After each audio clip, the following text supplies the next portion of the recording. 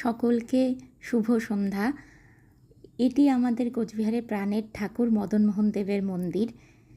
আর ইনি আমাদের প্রাণের ঠাকুর মদনমোহন দেব গতকালই মাসির বাড়ি থেকে ফিরেছেন। আর আজ মন্দির চত্বরে একদম প্রচুর ভক্ত সমাগম, কারণ আজ এখানে অনন্ত যে নারায়ণ বিগ্রহ আছে, মানে শালগ্রাম শিলা, সেখানে সত্যনারায়ণ পুজো হচ্ছে। ওই যে সিংহাসনে দেখতে পাচ্ছেন যে মদনমোহন দেব রয়েছেন, এবং সামনের বারান্দাতেই হচ্ছে এই পুজো। আর এখানে চলছে ভোগের তোড়জোড়, মানে ফলমূল, সিন্নি ইত্যাদির জন্য নারকেল কোরানো হচ্ছে দেখছেন। আমরা একটু দেরি করে গেছি, তাই জন্য সমস্ত প্রস্তুতি পর্ব আমরা তুলে ধরতে পারিনি, আমরা দেখতে পারিনি। কিন্তু এই শেষের মুহূর্তটুকুই শুধু মাত্র আপনাদের জন্য আমরা তুলে ধরতে পেরেছি। আজ এই মদনমোহন দেবের মন্দিরের সামনের বারান্দাতে এই অনন্ত যে আমাদের শালগ্রাম শিলা আছে, সেটিকে পুজো করা হচ্ছে। সত্যনারায়ণ পুজো, নারায়ণ শিলার সত্যনারায়ণ পুজো করা হচ্ছে, এবং বছরে মাত্র একটি দিনই এই পুজোটা করা হয়। আর এমনিতে তো মদনমোহন মন্দিরে 12 মাসে 13 পার্বণ লেগেই রয়েছে, সমস্ত পুজো পার্বণ উৎসব ইত্যাদি হয়। কিন্তু এখানে আজকের এই বিশেষ দিনে, অর্থাৎ উল্টো রথের পরের দিন, এই নারায়ণ পুজোটা হয়ে থাকে।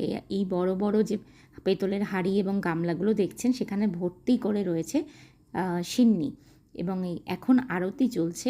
এই যে নারায়ণের আরতি হচ্ছে, পঞ্চপ্রদীপের আরতি, তার আগে সমস্ত ধূপ দ্বীপ ইত্যাদি, তাছাড়া তো ফলমূল নৈবেদ্য ইত্যাদি আছেই। প্রচুর ভক্ত সমাগম হয়েছে, প্রচুর মানুষ উপোস করে আছেন। আমার সৌভাগ্য হয়নি বিশেষ একটা এই পুজো দেখার, তবে এবছর ভাগ্যক্রমে সেই সুযোগ হয়েছে, তাই জন্য আমি চলে গেছিলাম মদনমোহন মন্দিরে। এবং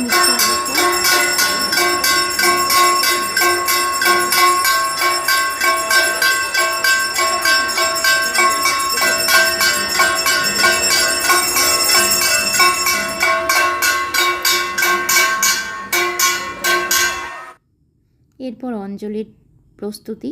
যারা উপোস করেছিলেন তারা প্রত্যেকে অঞ্জলি এবার দেবেন বাবা মদনমোহনের কাছে এবং আমাদের নারায়ণের কাছে।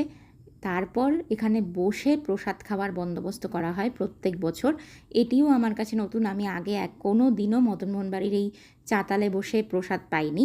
আজ প্রথমবার আমার সেই সৌভাগ্য হয়েছে, এবং এখানে দেখুন প্রত্যেককে বসিয়ে পাতায় সিন্নি, ফলমূল ইত্যাদি প্রসাদ দেওয়া হচ্ছে, এবং প্রত্যেকে খুব তৃপ্তি করে এই প্রসাদ পাচ্ছেন।